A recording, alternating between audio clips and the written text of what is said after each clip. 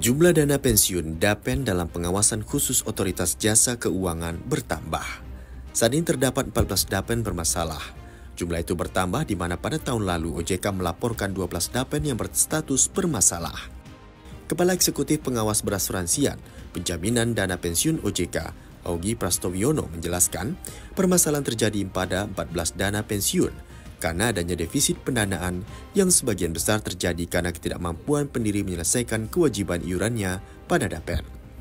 Ia menambahkan, 9 DAPEN yang bermasalah pendirinya merupakan badan usaha milik negara. Atas masalah tersebut, OJK telah meminta dana pensiun untuk menyampaikan rencana perbaikan kondisi pendanaan. Beberapa dari dana pensiun tersebut telah melakukan due diligence dan telah menyampaikan opsi penyelesaian. OJK juga menekankan langkah apapun yang ditempuh dana pensiun adalah untuk kepentingan para peserta, serta harus dilakukan dengan komunikasi yang baik dan transparan kepada seluruh peserta.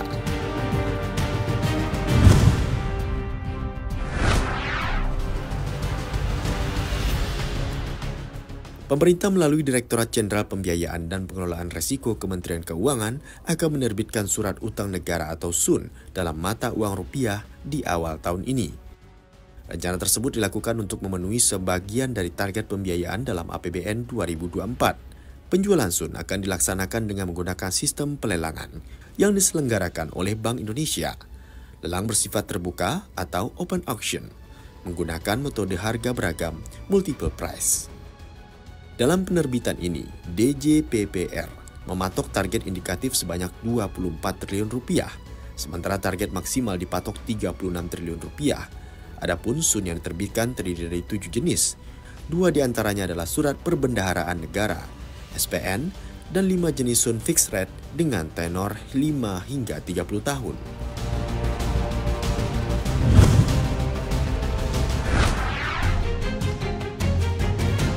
Otoritas Jasa Keuangan mengatur penagihan kredit atau pembiayaan bagi pelaku usaha jasa keuangan PUJK. Dalam aturan tersebut, waktu penagihan dibatasi hingga pukul 20.00 waktu setempat atau jam 8 malam. Pasal 62 ayat 1 POJK nomor 22 tahun 2023 dijelaskan, PUJK wajib memastikan penagihan kredit atau pembiayaan kepada konsumen dilaksanakan sesuai dengan norma yang berlaku di masyarakat dan ketentuan peraturan perundang-undangan. Kemudian pada ayat 2 disebutkan, untuk memastikan tindakan penagihan sebagaimana pada ayat 1, maka PUJK mewajib memastikan penagihan dilakukan dengan sejumlah ketentuan, di mana ketentuan tersebut mencakup waktu penagihan.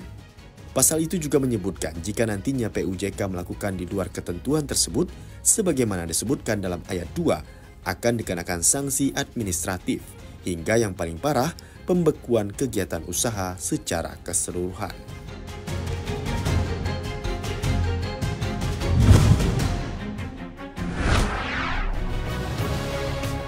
Gubernur Bank Israel, Amir Yaron, mendesak Perdana Menteri Benjamin Netanyahu untuk tidak menguras anggaran demi perang. Permintaan ini disampaikan dalam bentuk surat menjelang pemungutan suara kabinet terkait revisi anggaran perang tahun 2024. Disebutkan ada penambahan anggaran sebesar 10 miliar dolar Amerika Serikat atau setara 155 triliun rupiah. Dalam surat, Yaron menuliskan tidak ada makan siang gratis. Ia menggunakan perumpamaan itu agar Netanyahu tetap menjaga disiplin fiskal. Sebelumnya Yaron telah memperingati Netanyahu untuk tidak membelanjakan anggaran secara berlebihan. Dia pun telah mengurangi anggaran di beberapa sektor lain seiring meningkatnya anggaran perang. Yaron memperkirakan perang Gaza akan menelan biaya 210 miliar shekel atau setara 871 triliun rupiah. Angka ini tidak termasuk hilangnya pendapatan penduduk di dekat perbatasan Gaza dan Lebanon. Dia menilai peningkatan utang diperkirakan akan terjadi satu kali, tapi dengan belanja pertahanan yang diproyeksikan melonjak.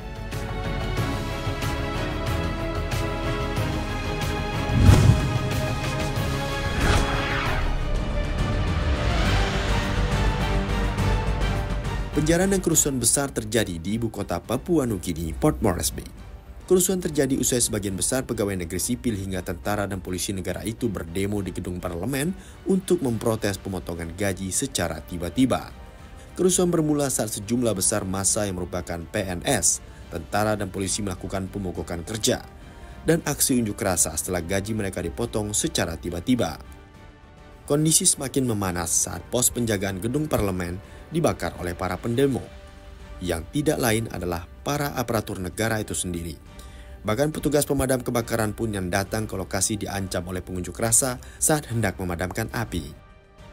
Melihat banyaknya polisi dan tentara yang abai dengan keadaan, banyak warga yang mencari kesempatan untuk melakukan penjarahan di tengah kota. Sedikitnya, 15 orang dilaporkan tewas akibat kerusuhan tersebut.